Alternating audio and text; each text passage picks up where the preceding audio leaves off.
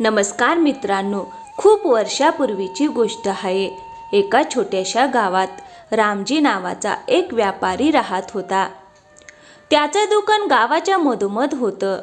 रोज लोक आपल्या दैनंदिन गरजेच्या वस्तू खरेदी करण्यासाठी त्याच्या दुकानात येत असत. रामजीचा व्यवसाय गावात खूपच फुलला फळला होता आणि तो अत्यंत संपन्न झाला होता. पण रामजीची एक खास गोष्ट अशी होती की तो केवळ श्रीमंतच नव्हता, तर त्याच्याकडे प्रेमळ आणि मधुर असं आदर्श कुटुंबही होतं. त्यांचं कुटुंब गावात आदर्श म्हणून पाहिलं जायचं. मात्र एक दिवस त्याच्या आयुष्यात असं वळण आलं ज्यामुळे सगळंच बदलून गेलं. लक्ष्मी देवी त्याच्यावर रुसली आणि त्याच्या व्यापारात अचानक घसरण सुरू झाली. या घटनेमुळे रामजीला एक कठीण निर्णय घ्यावा लागला, जो पुढे त्याच्या कुटुंबासाठी आणि व्यवसायासाठी एक महत्त्वाचा धडा ठरला. रामजी लहानपणापासून मेहनती आणि प्रामाणिक होता. त्याच्या आई वडिलांनी त्याला नैतिकता आणि साधेपणाने जीवन जगायला शिकवलं होतं. कठोर परिश्रम आणि प्रामाणिकपणाच्या जोरावर त्याने व्यवसाय सुरू केला आणि हळूहळू त्याचं दुकान गावातील सर्वात मोठं आणि लोकप्रिय ठरलं. त्याची साधी वृत्ती, प्रामाणिकपणा आणि ग्राहकांप्रती असलेला आदर लोकांना खूप आवडला. त्याचा व्यवसाय झपाट्याने वाढत होता आणि लक्ष्मी देवीची कृपा सदैव त्याच्यावर होती. रोज त्याच्या दुकानात एवढी गर्दी व्हायची की त्याला अनेक मदतनीस ठेवावे लागत. तो जितका पैसा कमवत होता त्याहून अधिक तो आपल्या कुटुंबात प्रेम आणि शांतता टिकवण्यासाठी प्रयत्न करत होता. त्याचा ठाम विश्वास होता की कुटुंब हीच त्याची खरी संपत्ती आहे. रामजी, त्याची पत्नी, 4 मुलगे, त्याच्या सुना आणि लहान लहान नातवंड सगळे मिळून एक आनंदी आणि समाधानी कुटुंबाची प्रतिमा निर्माण करत होते. एक दिवस रामजी दुकानात बसलेला असताना त्याच्या डोळ्यासमोर एक विचित्र दृश्य उभं राहिलं. बाहेरून सगळं काही नेहमीसारखंच दिसत होतं, पण त्याच्या कानात एक आवाज घुमू लागला. तो आवाज लक्ष्मी देवीचा होता. त्या म्हणाल्या, रामजी, मी आता तुझ्यावर रुसले आहे. माझ्या जाण्याची वेळ आली आहे आणि माझ्या जागी आता तोटा म्हणजे नुकसान तुझ्या व्यवसायात प्रवेश करेल. हे ऐकून रामजी चकित झाला. लक्ष्मी देवीच्या कृपेनेच त्याचा व्यवसाय फुलला होता आणि तीच अचानक निघून जाणं त्याला अस्वस्थ करत होतं. तरीही त्याने स्वतःला सावरलं आणि नम्रतेने विचारलं, माते, तुम्ही मला वर दिला होता की माझा व्यवसाय सदैव उन्नती करेल. मग असं काय झालं की तुम्ही माझ्यावर रुसलात? लक्ष्मी देवी म्हणाल्या, हे जीवनाचं चक्र आहे. वेळोवेळी परीक्षा येतच असतात आणि आता तुझ्या परीक्षेची वेळ आली आहे. पण निघण्याआधी मी तुला एक शेवटची भेट देऊ इच्छिते. सांग, तुला काय हवं आहे? रामजी थोडा वेळ विचारात पडला आणि मग नम्रपणे म्हणाला, माते, तुम्हाला जायचंच असेल तर जा. तोटा आला तर येऊ दे. पण माझी एकच विनंती आहे.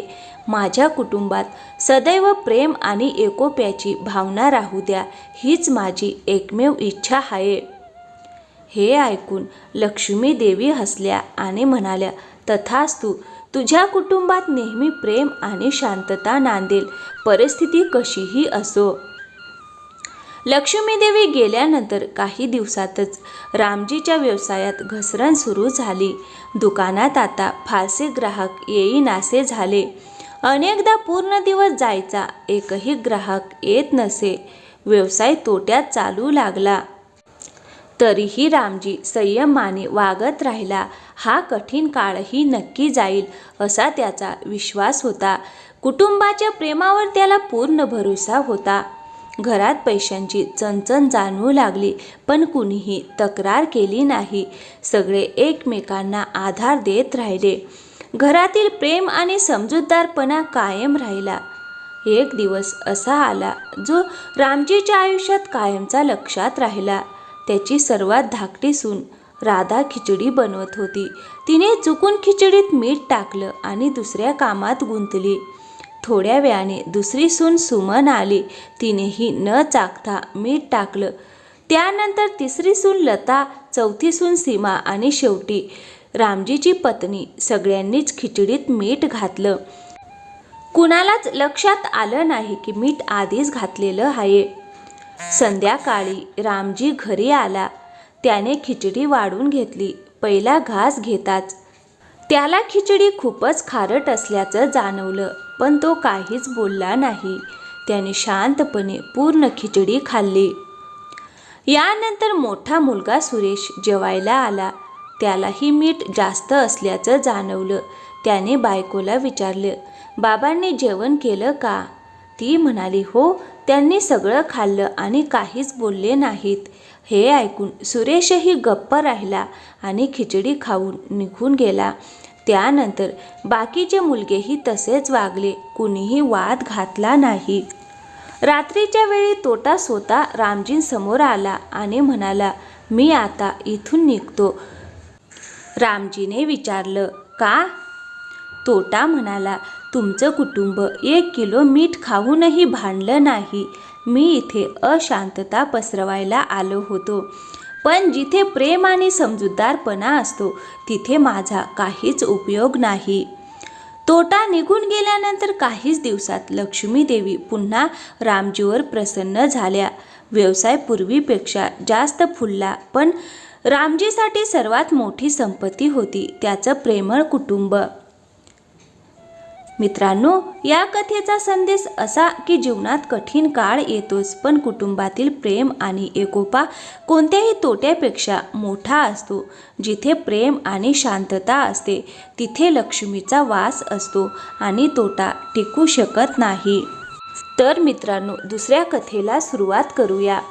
खूप वर्षापूर्वी एका छोट्याशा गावात सविता नावाची एक महिला आपल्या पती राम आणि मुलगी राधिका हिच्यासोबत राहत होती. त्यांचं जीवन अतिशय साधं आणि सरळ होतं, पण त्यांच्या घरात नेहमी प्रेम आणि शांततेचं वातावरण नांदत असे. गावात सविता आणि राम या दाम्पत्याकडे लोक मोठ्या आदराने आणि सन्मानाने पाहत असत, कारण दोघेही दयाळू आणि मिळून मिसळून राहणाऱ्या स्वभावाचे होते. एक दिवस अशी एक अद्भुत घटना घडली जिने त्यांच्या आयुष्याला कायमचं वळण दिलं. या घटनेने त्यांना हे शिकवलं की जीवनातील सर्वात मोठी संपत्ती, यश आणि शांती या सगळ्या प्रेमाशीच जोडलेल्या असतात. एका दुपारी राम कामावर गेले असताना सविताने आपल्या अंगणाबाहेर 3 वृद्ध संत उभे असल्याचे पाहिले. ते अत्यंत शांत, सौम्य आणि नम्र भासत होते. त्यांच्या चेहऱ्यावर एक वेगळंच तेज होतं, जणू त्यांनी जीवनातील अनेक गूढ रहस्ये उलगडून पाहिली होती. सविताच्या मनात संतांविषयी अपार आदर होता, म्हणून ती ताबडतोब बाहेर आली आणि त्यांना म्हणाली, आपण तिघेही खूप थकलेले दिसता. कृपया माझ्या घरी पधारा आणि थोडं भोजन स्वीकारा. हे माझं सौभाग्य ठरेल. त्यावर संतांपैकी एक हसत म्हणाला, मुली, तुझे पती घरी आहेत का? सविताने थोड्या संकोचाने उत्तर दिलं, नाही, ते सध्या बाहेर गेले आहेत. संध्याकाळपर्यंत परत येतील. हे ऐकून संत म्हणाले, मुली, तुझे पती घरी असतील तेव्हाच आम्ही आत येऊ. आम्ही कधीही पतींच्या परवानगीशिवाय कोणाच्याही घरात प्रवेश करत नाही. हे ऐकून सविताला थोडी निराशा वाटली, पण तरीही संतांचा आदर राखत ती म्हणाली, ठीक आहे, मी संध्याकाळी पुन्हा तुमच्याकडे येईन. संध्याकाळी राम घरी परतल्यावर सविताने दिवसभर घडलेली सर्व घटना त्यांना सांगितली. तेव्हा राम म्हणाले, ही तर फारच अद्भुत गोष्ट आहे. संतांचा आशीर्वाद आपल्या जीवनासाठी वरदान ठरू शकतो. चला, त्यांना आदरपूर्वक घरी आमंत्रित करूया. हे ऐकून सविता आनंदाने बाहेर गेली आणि संतांना म्हणाली, माझे पती आता घरी परतले आहेत. कृपया आता आमच्या घरी पधारावे आणि भोजन स्वीकारावे. त्यावर संतांपैकी एक म्हणाला, मुली, आम्ही तिघेही कधी एकत्र कोणाच्या घरी जात नाही. हा आमचा नियम आहे की आमच्यापैकी फक्त एकालाच घरात प्रवेश करता येतो. त्यामुळे आता तुला ठरवावं लागेल की आमच्यापैकी कोणाला तू आमंत्रित करू इच्छितेस. हे ऐकून सविताला फारच आश्चर्य वाटलं. ती म्हणाली, ही कसली गोष्ट आहे? तुमच्यापैकी मी कोणाची निवड करू? त्यावर संत हसत म्हणाले, आमच्यापैकी एक म्हणजे धन आहे. माझ्यासोबत उभे असलेले 2 संत म्हणजे सफलता आणि प्रेम. आता तुलाच ठरवायचं आहे की तू आमच्यापैकी कोणाला आपल्या घरी आमंत्रण करू इच्छितेस.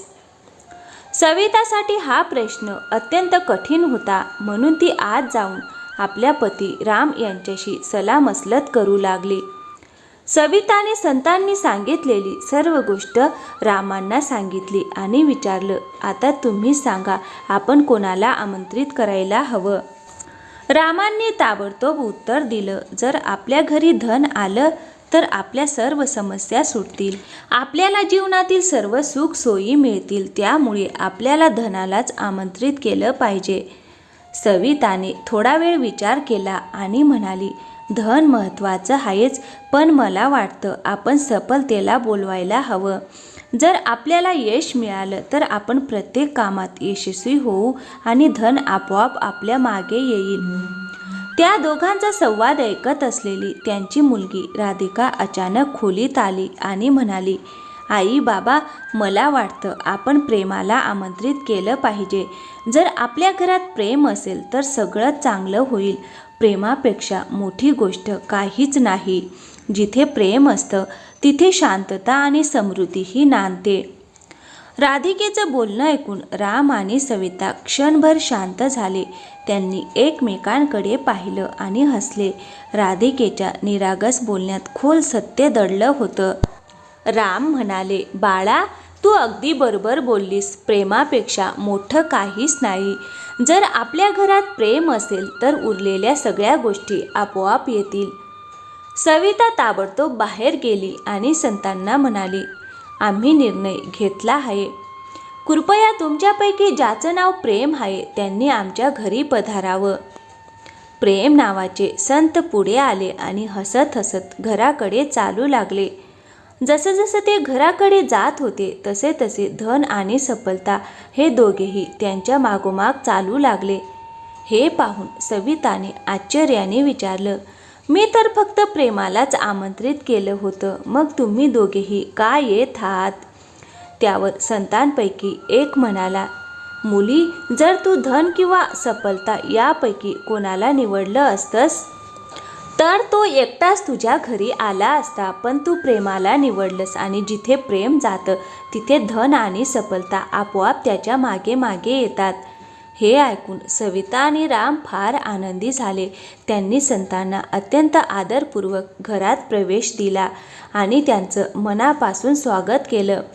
संत घरात आल्यानंतर सविता आणि राम यांच्या आयुष्यात अनेक सकारात्मक बदल घडू लागले. त्यांच्या घरात आधीपेक्षाही अधिक प्रेम, समजूतदारपणा आणि शांततेचं वातावरण निर्माण झालं. त्यांचं कुटुंब अधिक घट्ट आणि एकसंध झालं आणि ते आपल्या जीवनातील लहान लहान आनंदाचं अधिक मोल जाणू लागले. गावातील लोकही राम आणि सविताच्या कुटुंबाकडे अधिक आदराने पाहू लागले. रामचा व्यवसाय पूर्वीपेक्षा अधिक फुलू लागला आणि त्यांच्या घरात धनाची कोणतीही कमतरता राहिली नाही. परंतु राम आणि सवितासाठी सर्वात महत्त्वाची गोष्ट हीच होती की त्यांच्या घरात प्रेम टिकून राहिलं. त्या प्रेमानेच त्यांना सर्व काही दिलं, धन, यश आणि शांती. या कथेपासून आपल्याला हीच शिकवण मिळते की जीवनात धन आणि यश महत्त्वाचे असू शकतात, पण सर्वात मोठी शक्ती प्रेमाची असते. जिथे प्रेम असतं तिथे उरलेलं सर्व काही आपोआप मिळतं. प्रेमामुळेच जीवनात खरी समृद्धी येते आणि प्रेमच प्रत्येक समस्येचं उत्तर आहे. तर मित्रांनो, कसा वाटला आजचा व्हिडिओ? आवडला असेल तर व्हिडिओला एक लाईक करा आणि हो, चॅनलवर नवीन असाल तर प्लीज चॅनलला सबस्क्राईब करायला विसरू नका. थँक्यू. धन्यवाद मित्रांनो.